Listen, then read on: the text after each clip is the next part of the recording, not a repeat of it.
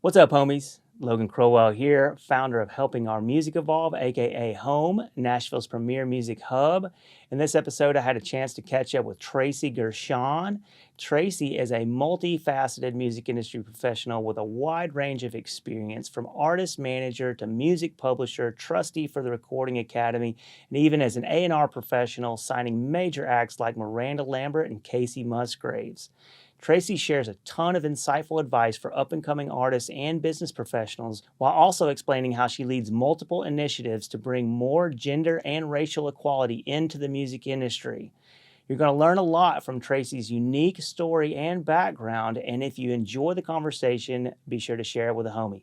Thanks. You're listening to Helping Our Music Industry Evolve, aka the Homie Podcast, where we bridge the gap between the traditional music industry and the new creator economy. I'm your host, Logan Crowell, serial entrepreneur and marketing nerd on a mission to empower music creators. Join me on this journey so that you don't get left behind in the new paradigm, and I'll show you why there's never been a better time to be in the music business. And now, let's dive in. All right, Tracy Gershon, welcome to the podcast. Thank you. This is the Helping Our Music Industry Evolve podcast. Okay. So the acronym is HOMIE.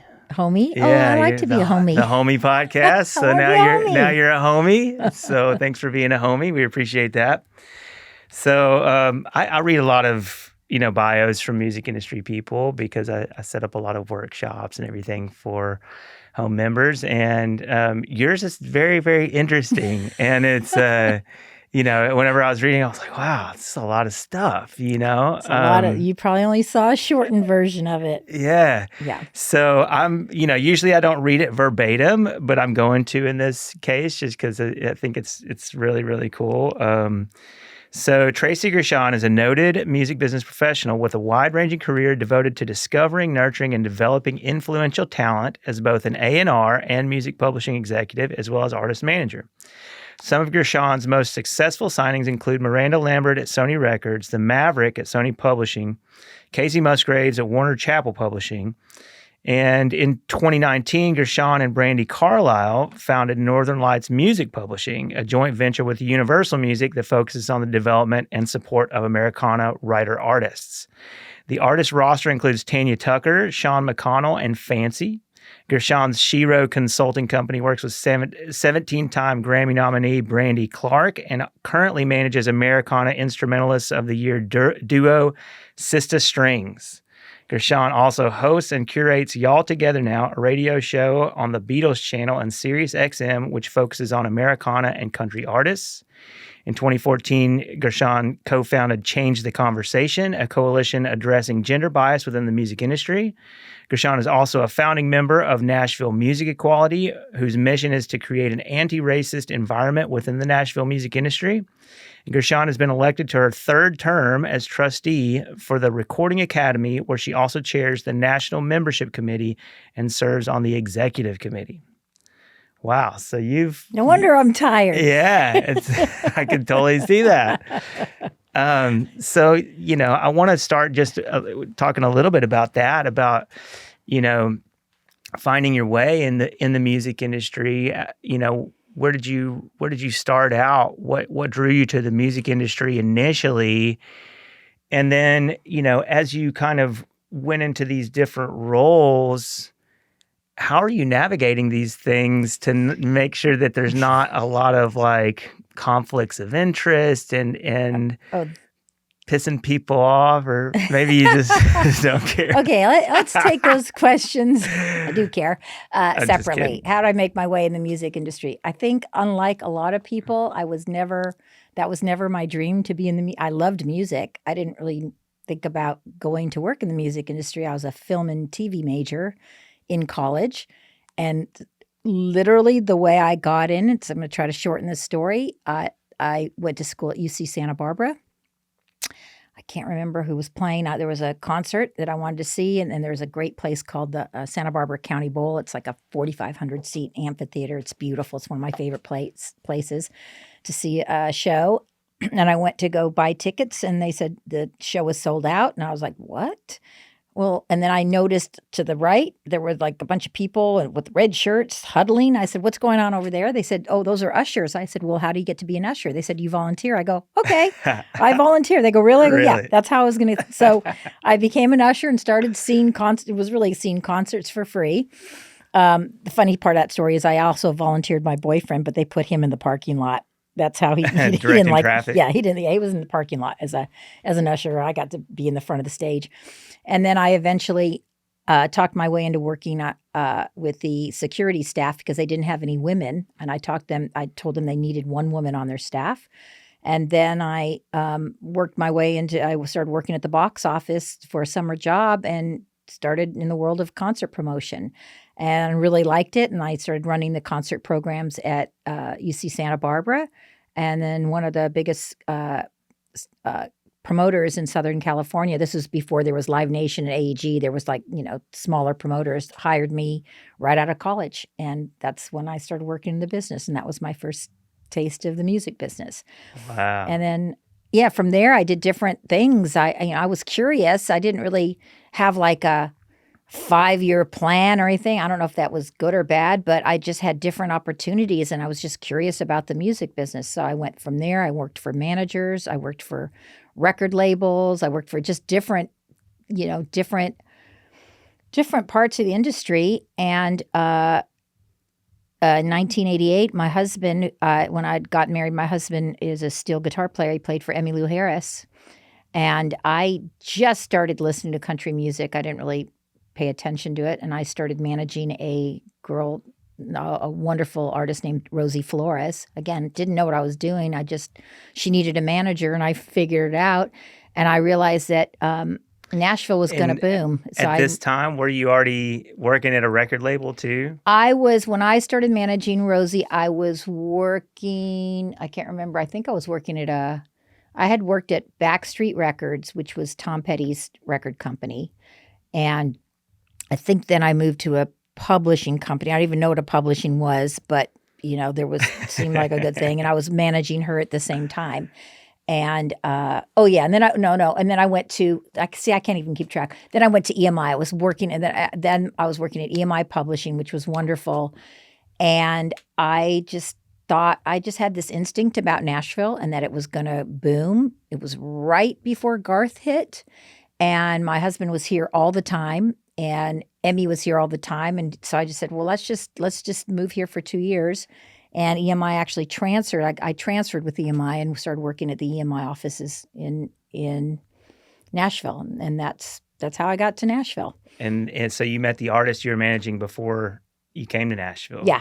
Yeah. I was managing her. And then Did she move out here too? She moved to Austin, and then I moved, and then I was still managing a woman named Jan Brown who was on Curb Records. So I was managing both of them while I was at EMI. For some reason, and you couldn't do it back then. They let me do it. They thought it was good. So I juggled that, and then eventually I couldn't do both. So I really just got so entrenched in country music and Nashville, met just so many I just met so many people by working in management and different aspects. And, I wasn't, I was kind of the LA pop, rock girl that moved to Nashville in 88. So it was an interesting experience. People thought, what are you doing? It was like I was a carpetbagger, but I had 2 really great references. And those were Emmylou Harris, who was the goddess at the time, and my husband. So I was legitimate because I was married to a steel player in country music, and also Harlan Howard.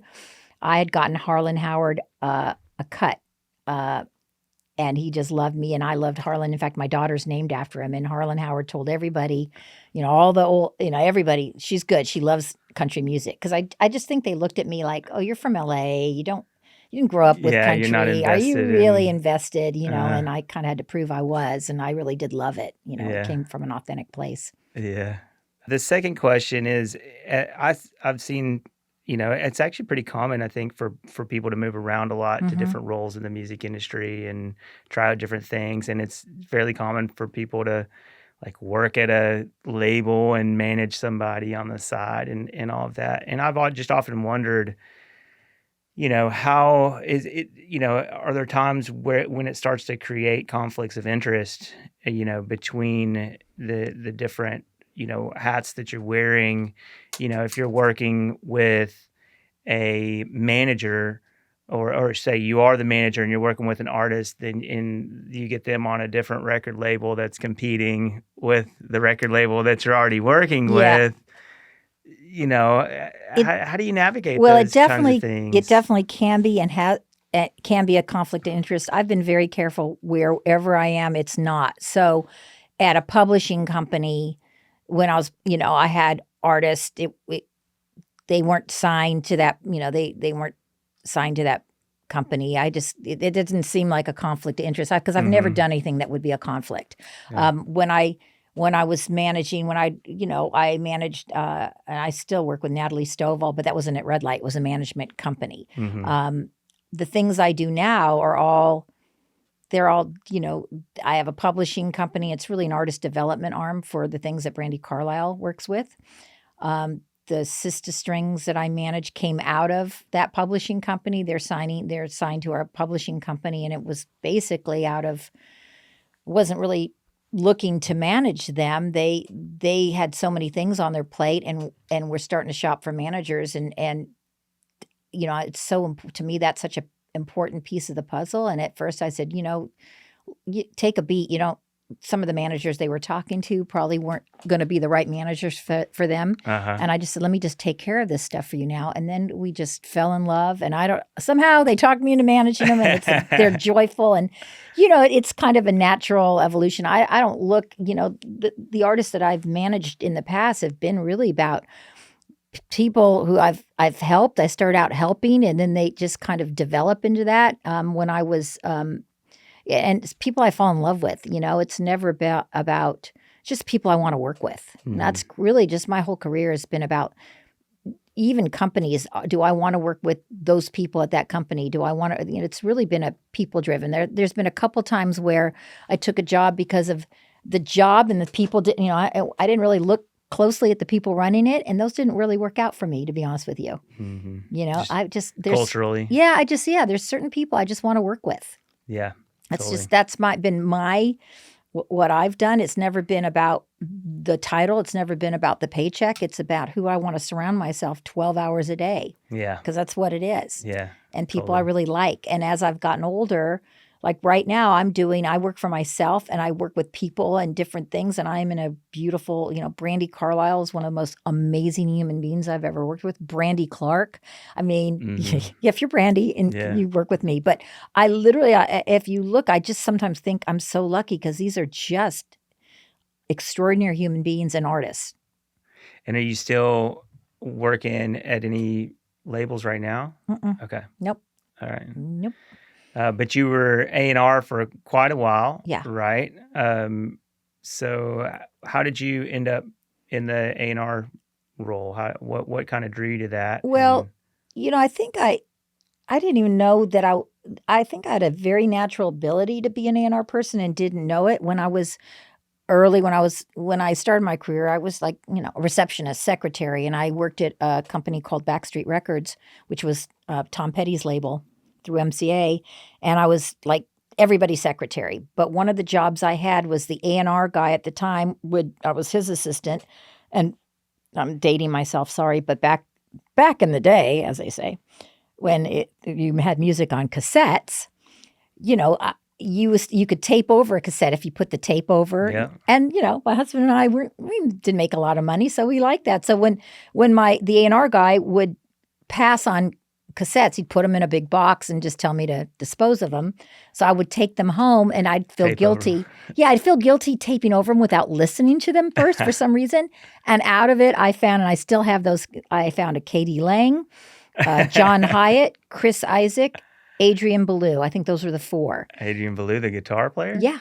Yeah, and I know Adrian. Yeah, and I thought, these stand out. I mean, everything else, and maybe I pass on something else, but I brought them back to his attention, and then he tried to, I think, sign Chris Isaac and Katie Lang, and so I have those original. That's pretty funny. Cassettes, and I thought, oh, somehow I have an ear, and I'm not a musician, but I just am a music fan, and I remember thinking, oh, I could hear this. So that was the start of it. And then as I started in publishing, most publishers are great A&R. I mean, they're doing the same thing. They're signing even before a record company signs a deal. They're seeing things early on. So I felt like I had this natural ability, and finally there was a couple labels that came calling because I'd seen what I had signed as a publisher. Mm-hmm. And I always wanted to be on, I always like to be on the other side of the desk sometimes, like as a publisher and you're pitching songs to A&R people. And I remember sometimes I was very frustrated because I thought some of these A&R people are making me feel like I'm a fuller brush person. Like you should respect the song more. And I remember saying, if I ever get in that job, I am going to have a lot more respect for the publisher and the songwriter, because that's where it starts. Nice. And I was able to do that. And I think I did. Nice. That's awesome. Mm-hmm. So as things have changed, obviously the music industry's, changed dramatically since you've been in it, and is still continuing to change. Has the way that you look for talent and nurture talent changed? I mean, it seems like the demands are different for artists these days than they used to be to some degree. Well, I can speak. Look, I'm not in that same job. I'm not doing A&R anymore. I mean, I'm very specific with, like I said, with Brandy and I, we find things that we love and, that excites us. As far as an A&R, like being at a label, yeah, social data is kind of sometimes ruling the roost, whether good or bad.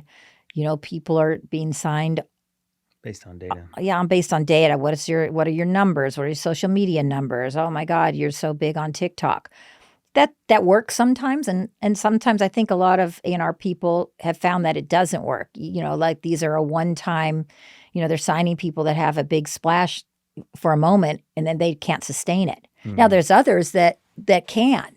And so I think, I think it's even more challenging to be an A&R person, because you're not just going out and, I think the good ones can still spot a diamond in the rough, and they can see something that doesn't have all the socials. It's harder to sign, because I think record companies are looking for that work to be done for them, because it's they invest a lot of money. Mm-hmm. So if they can get something that's already working, and that cuts their investment in half. But it's, there's some A&R departments that just have people looking at social data. Mm-hmm. and are looking at what's happening on TikTok, and that's how that's a big part of it. So yeah, it's changed a lot. I'd like to think whenever I'd sign something, I never signed with, oh my God, this is going to be so big. I never thought that way. I thought, again, it was like, as a fan, it's like, I love this. I always tried to sign something that sounded unique, that I hadn't heard before, but that I just loved, that I could feel I'd want to listen to, mm-hmm. And that served me at the time. It was just a gut instinct and feeling like somebody had so much charisma, like you could feel it and you could sense it. Even though it was sometimes really rough in the beginning, you could kind of imagine and get a sense of what they could do. Now, also, it's the person. It's when you sign an artist, they can be the greatest artist in the world, but they don't have what it takes to go to the next level. And I think nowadays, unfortunately for artists, the talent sometimes goes to the wayside. It's how do they market themselves? Mm-hmm. And I think it's so much harder to be an artist, because you have to do so much stuff on your own, and it's content. And how do you break through everything that's coming out? I mean, the good news is that you don't have to go through, there's not the gatekeepers. There used to be, if there were 7 labels, you had to get, there was 14 people who could decide if you got signed or not. Now there's no gatekeepers. You make a record, you don't need a record label. Mm-hmm. You don't need all those things. There's so many different pathways. But on the same token, there's so much coming at us. How do you break through the noise? That's always the question. Right. How do you break through? As a consumer, we have so much coming at us. How do we navigate that? Yeah, that's what I bring that up a lot to artists, that we're all subject to the attention economy at this point. Mm. And, exactly what you're saying. How do you break through the noise? That's kind of the number one question. And how can you put out enough? How can you be productive enough to actually satisfy these algorithms and these, hungry eyeballs or whatever to just kind of keep it rolling? And, it's very tricky. From a management perspective, do you still feel that it's the traditional way for most managers to think was like, okay, let's get the artist on the road and get them playing live, and that's where their business is at. And now that there is, direct to fan marketing and the ability to grow and build online, there are people that are coming up with new models to be, more focused on that side of things than on necessarily touring. I literally think that there is no roadmap. I think you have to look at no. I do. And if there is one, I'd like to have it. But I really think you looked at the strength of your artist, and every artist is unique. Does one artist have a personality that's going to show through a TikTok? There's so many artists. Some artists were like, "Well, we got to get a TikTok." Well, if TikTok viewers are pretty smart, they can sense if something's inauthentic or not. So there's been artists who've tried TikTok and they fall flat on their face because it's just not the medium for them. Right. There's some. So you'd have to, is somebody great live, like puts on a show that's phenomenal. You get them out and you get the audience, and it's word of mouth. So, and some might have the greatest song you've ever heard, and people, fall in love that way. So I really think you have to look at the strength of your artist and go down the path that serves them the best. Yeah. That's going to make people pay attention. That's very similar. It's funny you mentioned roadmap, because I created this thing called the Music Creator Roadmap. And it splits it into 3 paths, which is basically what you're talking about. Like, are you just a phenomenal live performer? And that's like, some people you can just tell, like, wow, they were kind of born to be on the stage and do that. Or are you the person that's like writing the amazing songs? Or are you the person that's good on TikTok or whatever? And it's really 3 separate And sometimes paths. you have all 3. Yeah. And sometimes and some of these artists, you look at I always say, look at Taylor Swift, which is a phenomena, and it's, it's the craziest thing. But even at a young age, she knew her audience. She was on MySpace back then, but she knew, she talked to her audience in a way that artists hadn't talked before. And she stayed there, and she, I was just fascinated by the 14-year-old marketing brand. I don't even think she knew she was marketing. And so that was, she was so happy to have fans. Yeah. And there's just some people that are just so funny. You fall in love with them, and then guess what? They can sing. It's all different. Like I said, you have to play to your strengths. Yeah, absolutely. So I think that's pretty. Do you have any, before we switch topics, do you have any more advice for artists specifically who are kind of navigating this crazy new music industry and that are expected, like you said, to do so many things on their own to kind of get it started? Here's a couple things I always say to artists, because I meet with a lot of new artists, and I wish I could have, you could have to put your virtual blinders on, because the hardest part about being an artist is looking around and looking at and comparing yourself to the journey of other artists. Some people just, it seems fast. It always seems faster to you, but everybody's journey is different. I look at somebody like a Brandy Carlisle, who's, killing it now. She's everywhere. That was a 15-year journey, and it was like boots on the ground. Brandy Clark, too. Brandy Clark, all of a sudden, who just got 6 Grammy nominations. She's had 17 altogether. Wow. This is her 17th nomination. And we talked about it. It feels like, it's been boots on the ground and one step in foot of the other. Nothing has happened fast. And until it happens. And then right? all of a sudden, okay, but there's a lot of work that goes into it. And I think sometimes artists just look at what's happening with other artists, and you can't, and it'll drive you crazy. And I think you just have to find what is authentic to you. I think you have to market yourself. You cannot, this is the world, goes back to A&R. The world where somebody just discovers you because you're a great singer, I think it's pretty much over. Or you're just playing the right writers round. Yeah. Right? Because that's still a thing that so many people are doing out here. Yeah, and that's okay. I think, though, you have to be that self-promoter, and that's hard for artists. Like I used to say, would Dylan have tweeted? I mean, there's certain, probably so. Maybe he would have, maybe he wouldn't. There's some artists that just don't, that's not their Or you would thing. have had like some really cool newsletter or Yeah, something. I mean, there's artists who, some artists, like I said, are better at self-promotion. They're, artists to me, artists shouldn't have to. They should be just creating art, and let everybody else do this other stuff for them. But that's just not how you start anymore. You got to be self-starter. You can't sit there and wait and go, where's my manager? Where's somebody to do all this? It's not gonna happen. You've got to get it started yourself, and that's hard. It's hard. It's a lot more work, I think, than it was years ago. Yeah. And so the advice is to, just try to be as creative. Always the music is first. Look at what works for you. Look at what, are you a TikTok? Don't try to force that stuff.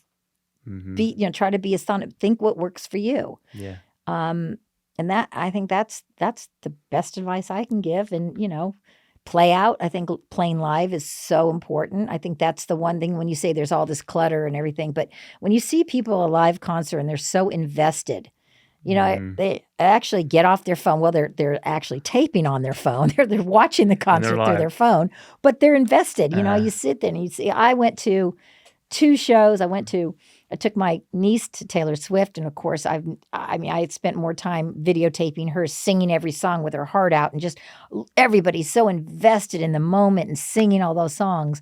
And then I took my nephew to same thing, totally opposite, this 50th anniversary of hip hop taping, and he was so invested in singing the songs in it. It was just that magic of being live and being part of it, because he's at home. He's listening to music, but he's also playing on a PlayStation and, talking on the phone at the same time. It's just so, you're live. You're watching and you're listening. So I think that anytime you can get out and play live, wherever it is, and hone that craft is so important. Okay, cool. Thank you for that. I'd like to kind of switch over now and talk about change the conversation. What specifically led you to creating that organization, and do you feel like there's been some progress since you started? You started it in what? 2014. 2014. Yeah. So it was. Here's exactly how it happened, and what I have always generally worked with female artists, not just because I have. I don't know why. And I was managing Natalie Stovall at the time. She played CRS, the country radio seminar, huge buzz. That was like the big buzz. She's amazing live. And Will never forget this. I went to, I didn't go. I was talking to a head of a record label, and he's no longer there. And we will not name him. But he said, man, your artist really has a great buzz on her. I said, yeah, she's not signed. You should sign her. And his words were, I'm not signing any female artists. They just don't work. Wow, that's exactly. Just flat and out. like I said, I almost had a hairball. I was speechless. And at that same time, Beverly Keel, who's the dean, she's at MTSU and also a journalist, had just written an article called "Where Are the Women on Country Radio?" And Leslie Fram, who's they're both my dear friends, she had started at CMT, but she was complaining. She said, there are no women. Why aren't women? She was perplexed. So the 3 of us got together, and we said, there is a problem. What are we going to do about it? And that we started talking, and we had we just got a bunch of people in a room and said, we don't want this to be a whine fest. Like, we can bitch and moan about this. What are we going to do about it? And why is this happening? Because I know when I first started listening to country music, you had Trisha Yearwood and Martina McBride. It wasn't ever this thing of there was no women. And all of a sudden, labels, we looked at the labels. There was like labels weren't signing women. Publishers weren't signing women. Booking it was like dry. Wow. And the thought was it was a cycle, because the thought was, well, women don't get played on radio. And so the publisher would go, well, if we can't have writers who are writing for women because women aren't getting signed. And then agents, it's like, well, women aren't working. It was just a ridiculous cycle based on the fact that radio said women don't play women. I mean, women don't want to listen to other women. And I don't know where this all came from. But it starts it's a vicious cycle. And it's a self-perpetuating, situation. Yeah. And so we just said, how do we bust that myth? Because there's such great women making music, and they're not being heard, and they're certainly not being played on radio the way they should be. And, right after that Tomato Gate thing happened. That was actually after Change the Conversation, which was the greatest thing that happened. I don't know if you, for listeners, a radio consultant had said when he was giving advice on how to program your radio station, he said, I look at programming like a salad. The men are the lettuce and the substance. The women are the tomatoes. That's what he said in writing. Basically, don't play a lot of women and your ratings will go up. And let me tell you something. That just set. I said to Leslie and Beverly, it's like we had a match and somebody lit it. Like it went crazy. So our next meeting that we had 200 people, and everybody was pissed. And it kind of gave. That's why our logo's a tomato. We took that from him. I was wondering about that. Yeah, that's why our logo's a tomato. We just said, it's Tomato Gate, and so everybody knew that. And you asked, like, how has it changed? And what did we do? I think the thing that we did, here's the two things I think that really worked with Change the Conversation. We made everybody aware that this was a problem. We got into rooms, talked to label heads. We talked to everybody. I think we didn't shame them, but I think we just brought light to the fact that women are the bigger population. Women, women, we even did consumers. 85%, 85% of consumers are women. We are like, they're the ones buying things, and it goes into radio advertising. It's just women make sense. And then if you look at some of the women women, when they win really big. A Carrie Underwood and a Taylor Swift and, Reba and Dolly. And I think what was really important though is all these young female artists had kind of been taught there's only one room for one of us. And they became very competitive with each other. And what we had to do is break that down and say, look, a win for one is a win for all. So when you have a woman out there, you go and support her. And we hadn't seen that before. And because I really do change the conversation, we had new artists come and we had all the new female artists who were trying to make their way. They met each other. They started supporting each other. And I think there is such power in that. And that's for women executives too. As a woman executive growing up when there was a man, man's world, there was like room at the table for one. And you become very competitive when that's like that. When the opposite should happen, you should stick together. And so that's where I see the power and Change the Conversation, what I'm really most proud of.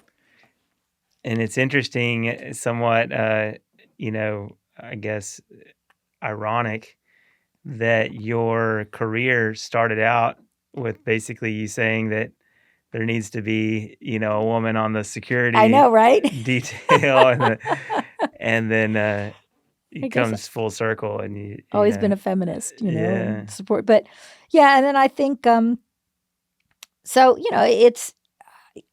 think it's still challenging. I mean, I will say that now so many more women have been signed to labels since we started. I think they, and great women. And I still love this phone call.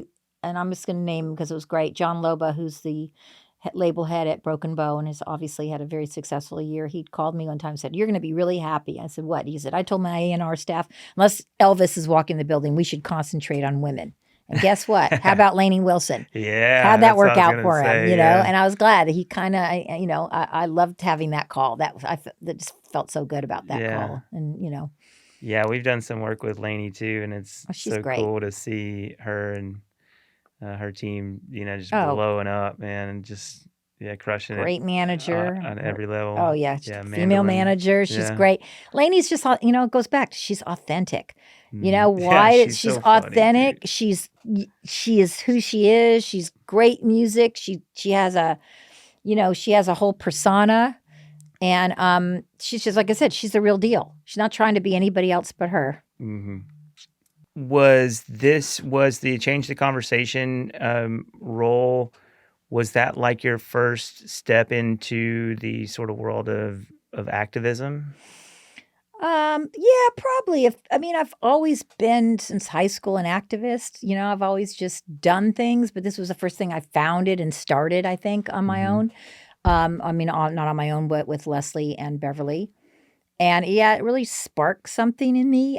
I spend probably half of my time, well, not half, but I do, even through Grammys and activism, through my work with the Recording Academy and the Grammys and Nashville Music Equality. And now really I'm doubling down on getting out the vote for 2024 because at the end of the day, all these things don't matter unless we have the right people in our office. And it's so important to me. And I spend a lot of sleepless nights and a lot of time on doing that. Well, that's one of the reasons why I wanted to bring you on the podcast. I think that that's so admirable that you're, especially as someone, grows in their career and in the sort of power that they have and their capability of getting to different people and being influential behind the scenes, that they sort of start to wield that power towards things that are very meaningful. I think that's so important. And I think it's important. What I like to say is, when you say power or your influence, here's what I think a lot of people don't realize is everybody has power. Mm-hmm. And I think people go, what can I do? I don't have a big job, or I don't have, it's like, no. It's the wrong mindset. It's a mindset, and every person has the power. Yes. And sometimes, look, I don't have a big company that I work with anymore. I mean, I don't have major when I was at, I've done this when I was at big companies like a Warner or a Sony. But you don't even need that platform, you don't. You just have to be an individual that has passion for what they're doing and just, and work your butt off. Mm-hmm. Just like you don't need to be rich to make a donation. You can donate $5 and that counts. I think we get in this mindset, unless you're rich and powerful, you can't make a difference. And that is not true. That's absolutely right. Mm-hmm. Yes. It's a mindset game all the way. And it's one of the things I'm constantly preaching. Mm-hmm. So let's talk about the Nashville Music Equality. Can you just describe what was going on whenever you decided to get involved with that, and how did that come together? That came together really after the George Floyd murder, and I'm trying to remember. There's several of us that had different kind of organizations, Digital Divas, Change the Conversation, and we all started talking. I think Courtney Tomey, who's our executive director, had a conversation with Cameo Carlson, who runs M Theory, but now is also head of Digital Divas. And I think it just organically, we were all talking, just a group of us, then said, I think we just got together and did one Zoom call, and it had 800 people just talking about racism. It was it just really, people needed to talk. People needed to vent, and it just organically happened. And I think there's 11 of us who all knew some of us didn't know each other, some of us did, and we just all banded together and said, what are we going to do about, racism in our own community, racism in the country music field, because it was there. It started out by conversations about people of color saying they didn't feel safe going to country concerts. We heard people's stories, even some people on our own board had stories about going to get a job in country music at a label, and people looking at because they were Black going, you don't listen to country music. It was crazy. So we all just said, we need to have conversations about that, because truthfully, to me, the most important thing all of us can do in this world is have conversation and not be scared, and not have a place that we can vent, and have a place where we can feel safe and talk. And that's where it came from. Yeah, that's amazing. Do you guys feel like you've seen a shift? I mean, I think I have. Yeah. Honestly. Yeah, I do. I think, again, awareness. I think there are definitely, and I'll say this, sometimes there's box checking. It's always, to me, and I had that was Change the Conversation. Are you having a conversation with me? I'm putting 2 women on this festival. Is it authentic, or are you checking a box? Now, will I take checking the box if it's not authentic? Yeah, because that's a start. It's okay. It's better than not checking the box. Yeah. And I think that if people see it, it's always been proven that diversity makes just a better. You've got a board. You got a board, a diverse board. Of gender and ethnicity. I'm going to say that word. Is a better board. We've done it for the Grammys. Our trustee board looks so different than it did when I started. Yeah. I was like one of the token females, and now it's just, you look around and you go, okay, this works, and it's a better board. Nice. Very cool. Variety of ages and race and gender. It's just really good, and it proves it. and it's the way to be. And we'll get there, slow stepping. I think country music still has a ways to go, but we're certainly making progress. Okay. What you seem to, correct me if I'm wrong, but do you consider yourself an entrepreneur at this stage in the game? I guess so. Because you're, I think being a manager is very entrepreneurial Yeah. activity, and then starting the publishing company with Brandy Carlisle. Maybe just how did that come about? Well, and when you say about an entrepreneur, I guess I am. I worked for companies for so long. I always laugh and think, oh, am I? I know how to reinvent myself, and I do reinvent myself. And I've worked on my own for probably 5 years, 6 years now. So sometimes I think of an entrepreneur as like I had to invent something. It's in my mind. It's like, did I invent something? Yeah. And it's not that. I'm really at the point where I'm just doing what I want to do and working with the people I want to do and making a living out of it. Brandy and I just started this company. We wanted to work together. We've been friends for a while. We both have kind of the same beliefs and visions, and she's so great at finding talent and nurturing it too. She's a great producer, and we just part of some of the things that she's going to be producing the Sister Strings. We're these two amazing women who just won, like I said, Instrumentalist of the Year for Americana. And they are, I don't even know what kind of music they are because they're classically trained. They play in Americana, R&B. They're just, and again, amazing human beings and amazing musicians. And those, so Brandy and I will work on that. So we just formed this company really to honestly first we said, let's make this the land of the misfit toys. We wanted to give a voice to those who didn't have a voice. And we wanted to kind of uplift stuff that probably were seen on the outskirts. Sure. That weren't necessarily everything we do. Even Tanya Tucker. Look at how, Tanya, people pretty much wrote Tanya Tucker off. Yeah. And Brandy and Shooter Jennings went and produced a record, and she felt like Tanya deserved another shot. And look what happened. She she brought back Tanya Tucker. Yeah. That's pretty amazing. And, ageism is another thing in our business. So, Sure. Tanya was just, woman over 50, people aren't going to pay attention. Well, Brandy Carlisle did.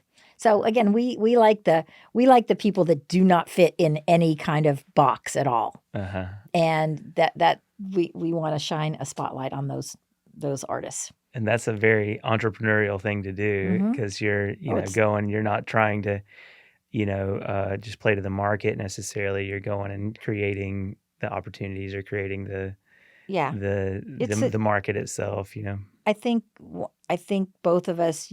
I've made good money in my life. She makes good money. It's not about that anymore. Sometimes you go back and you go, what made you be in this business in the first place? And it's this love of artist and artistry.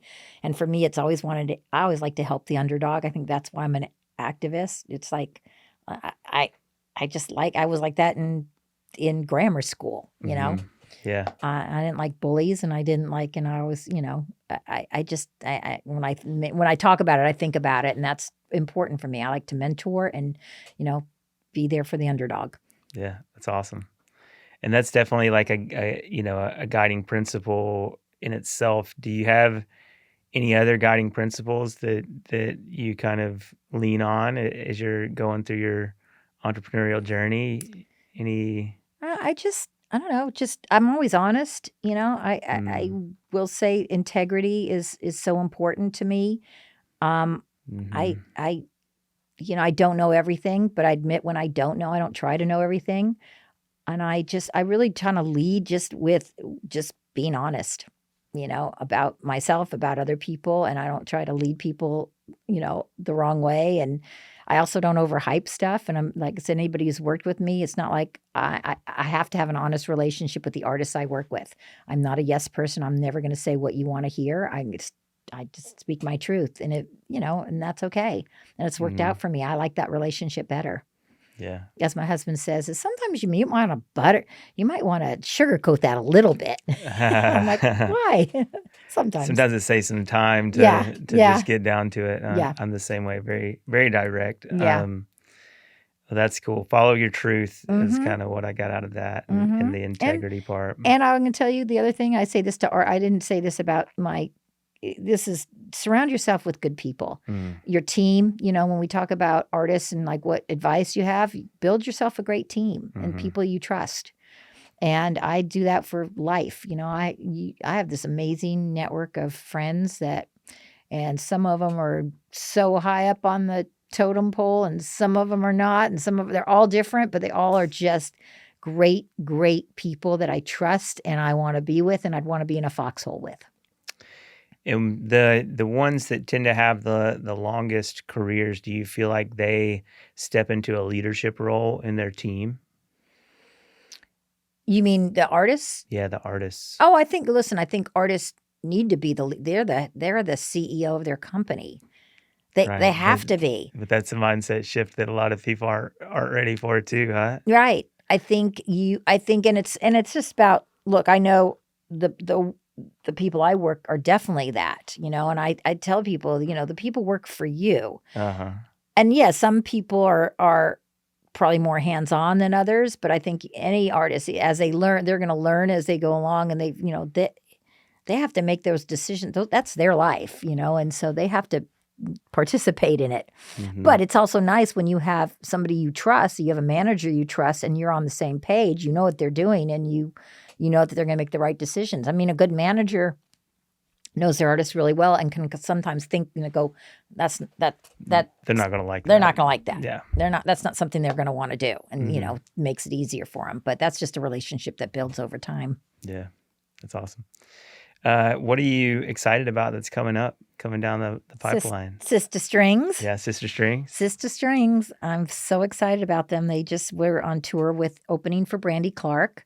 Got standing ovations. I'm just excited about the kind of music they're going to make because why am I excited? I don't know what kind of music they're going to make. That's what excites me. I can't describe what it's going to be. And I love when I can't describe something. And you said you're managing them. Yeah. And speaking of the team, are you putting together a team I around hope so, because I'm a one-person show now. Yeah, we'll get a team together. I mean, the team is Brandy Carlisle, and the team is, I've got, and we will be putting together a team for that. That's just happening, so that's going to be great. I'm always excited about Brandy Clark and what she's writing, and she's just on fire now. Yeah. And I don't know, the things that are in my wheelhouse. Fancy, we just signed a guy named Fancy. I don't know if he's local. He's so good. He only needs one name, Fancy. He just got signed like a day ago.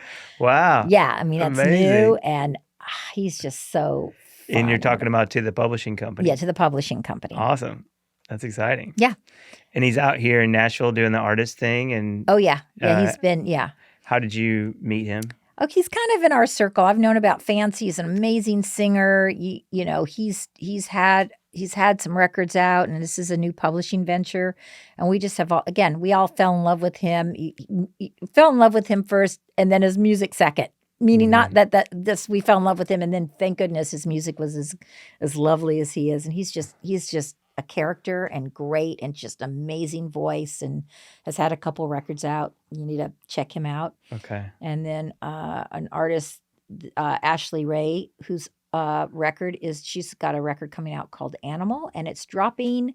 I don't know when this podcast is airing, but it's dropping November 16th, Friday. Is that in 2 days? Yes. Yeah. So she's got a wonderful project out that was produced by Sean McConnell, who's also signed to our company, who's a great artist himself and a wonderful producer.